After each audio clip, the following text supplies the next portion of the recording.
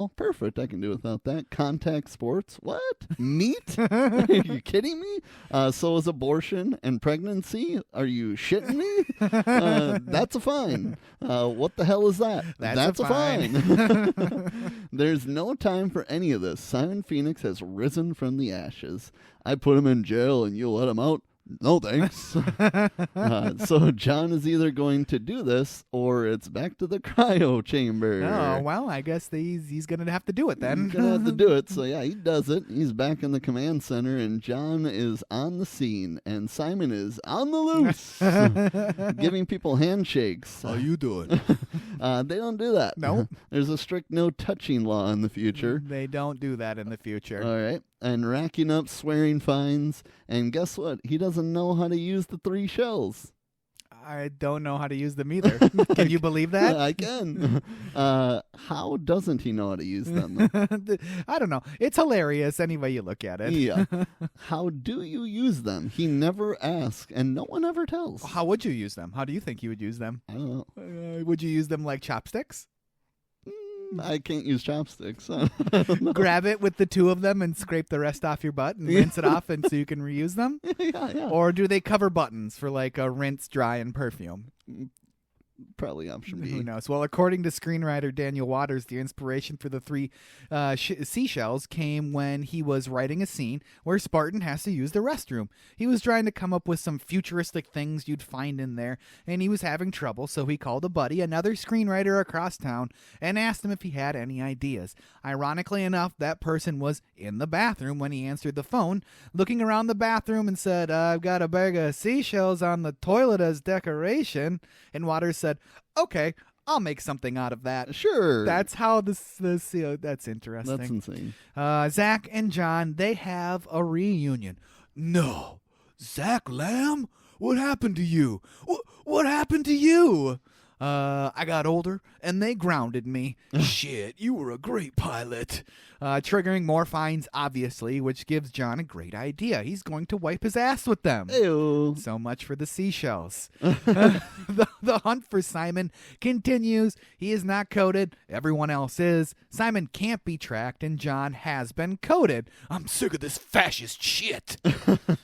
Me too, John. Me too. Anyways, Earl thinks they don't need the Neanderthal. They don't need him. They don't need that Neanderthal. Don't need him. The computer has already calculated everything possible that Simon could be doing.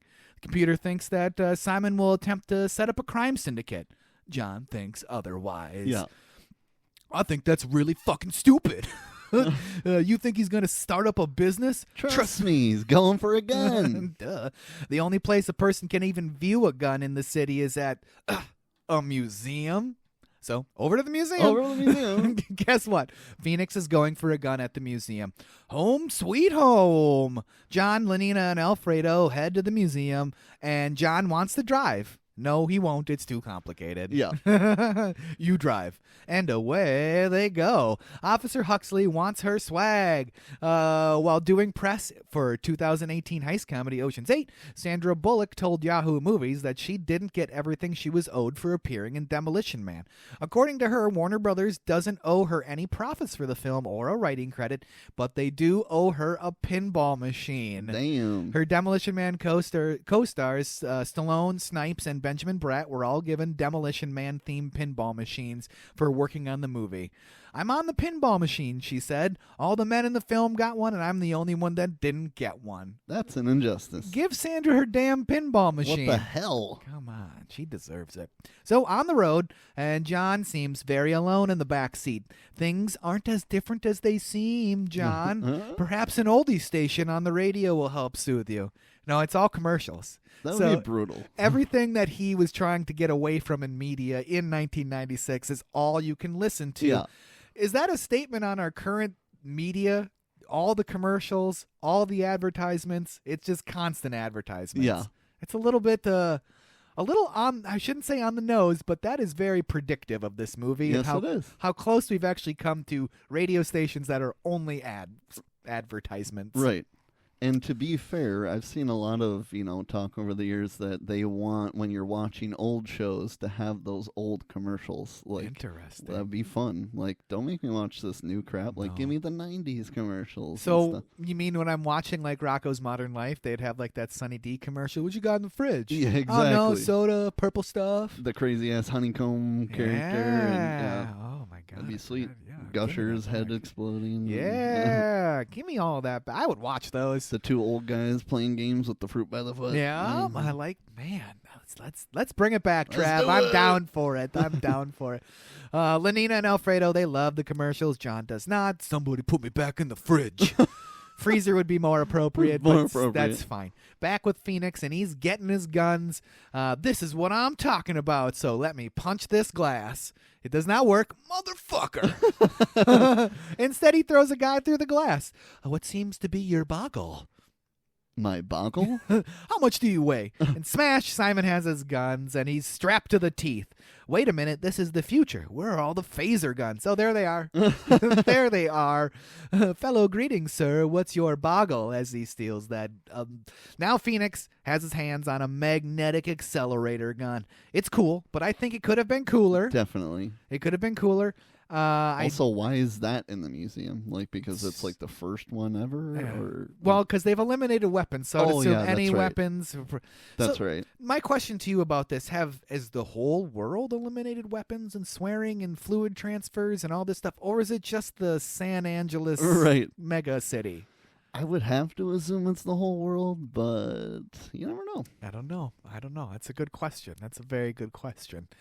Like I said, Simon has his magnetic accelerator gun. I think it's cool. Could have been cooler. I do like how it's still grounded in reality with the way it looks. Yeah. That magnetic accelerator gun is actually based on a Heckler & Koch G11, a prototype weapon for the German army that would have been the most advanced rifle in the world, firing caseless ammunition. That's interesting. It's based on a real gun. Yeah. Once again, cool that it's grounded in something real. That takes a lot of foresight and research and set design and prop design to actually, somebody's like, I want a futuristic gun. What can I base it off of? I'm not going to just give you this thing with weird tubes and all these flashing lights. I'm going to go find an actual gun that is an advanced gun at the time, and we're going to use that in the future. Any way you look at it, it takes 2.6 minutes until the gun is ready to go.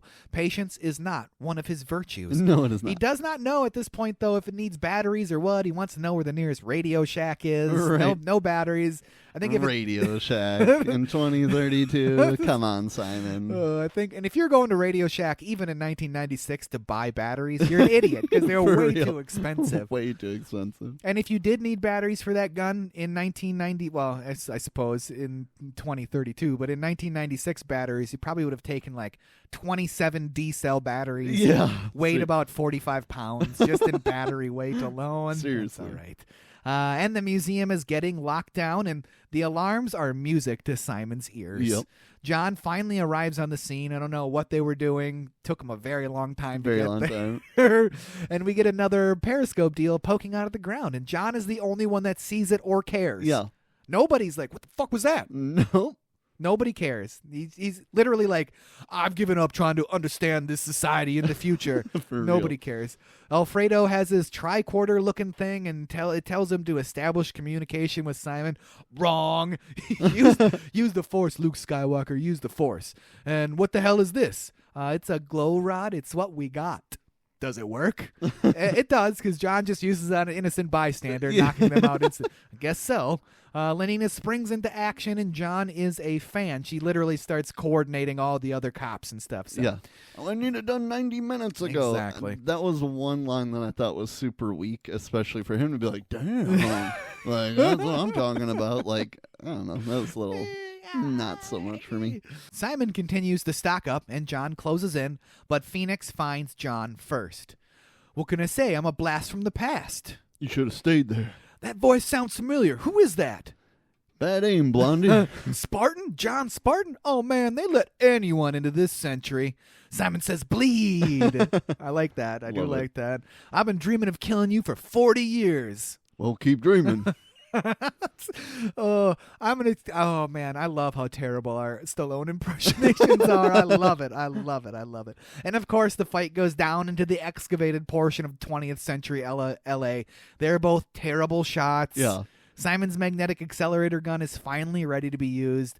The past is over, John. It's time for something new and improved. Oh, hell. Shit, I love this gun. Who wouldn't love that gun? Obviously. They continue to fight with their fists and a TV. Yeah. Then John electrocuted Simon, similar to the fuel and flame in the beginning of the movie. Yep. You forgot to say Simon says, and Ew. Simon escapes. I like how John, when he's swinging that TV at him, is like, "Hey, you're on TV!" Hits him with the TV. Oh boy! And when Simon shoots the fire hydrant, I would assume there's probably no water pressure under fire hydrant. And it's kind of after a giant. I don't know. It looked cool, but I was like, cool. It's like there's no way that's like an active water pipe. Right. I Yeah. don't know. Whatever. Simon and Cocteau run across each other, and Simon can't kill him. No kiss, no bang, bang. That's for sure. Don't you have a job to do? It's confirmed Cocteau is the mastermind behind all of this. Yeah, I do. Then go do your job. They really kind of confirm that Cocteau is the bad guy, the real bad guy in this movie, fairly early on. Yeah. They could have saved that for a more dramatic reveal towards the end of the You movie. would think. But whatever. Simon flees, and John talks to Cocteau, and Cocteau plays dumb. Thanks for saving my life. Lenina, she's impressed. Not bad for a 70-year-old. Yeah. You really matched his meat. You really licked his ass. These are the best parts of the movie Yes. for me, when she's fucking up all the Yes. scenes. I love it. Yes. That's met his match and kicked his ass. I love Stallone's acting with those lines and how exasperated he is with Yeah. her saying them wrong is genius. Definitely. I laugh every time I watch the movie. 100%. Every time, especially when she says, "You really licked his ass." He And he's really just like, licked his ass. his head just drops down. He's just Right. like, "Oh, no." Close-ish. Cocteau finds out about the origins of John Spartan. That's unexpected but creative. Yeah, and he's talking to Earl there, and it's you could see it in his eyes a little bit that he's like, "Oh, damn it, you're fucking up my shit, dude. Come on." So Spartan and Lenina get invited to Taco Bell. Look forward to it. Thank you. He's disappointed. Definitely disappointed. Back at the station, and we find out that Cocteau is the architect of San Angeles and their current society. So what is Simon's next move?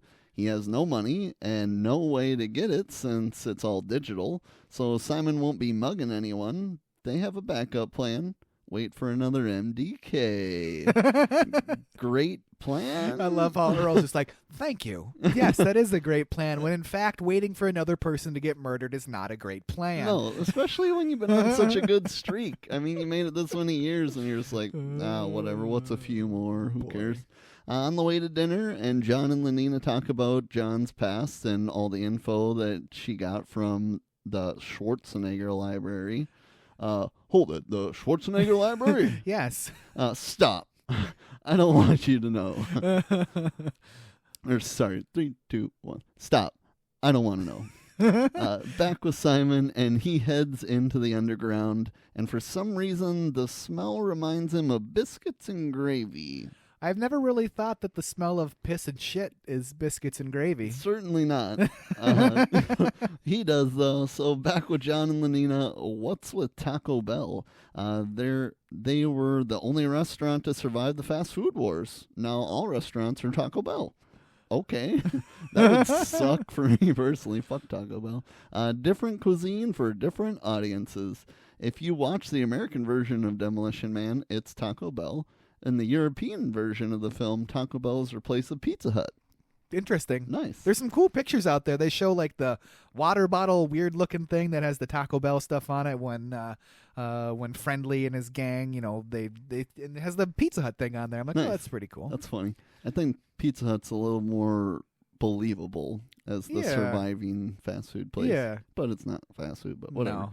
In 1993, Taco Bell wasn't a well-known chain in Europe, so it was decided Pizza Hut would be a better choice. Logos on container and set locations were altered in post-production, and dialogue was dubbed to replace chain names. So what do you think actually involved in the restaurant wars? Like what was happening? Like Yeah, they all, I don't get it. You were slashing prices to be the superior fast food chain, but then how the hell did you survive with slashing prices? I like to think that like McDonald's, Taco Bell, Burger King, they all just slowly started arming their employees, and then they would send them out on missions to go kill the other employees until it was an all-out turf war, gang warfare style, Yeah. literally a fast food war, and everybody was killed except for Taco Bell. They came out on top. Came out on top. I like it. So we're at dinner, and the commercial jingles continue. And that is what's his name playing the piano. We said his name at the beginning. He also has the guard. He was in MTV Sports. Oh.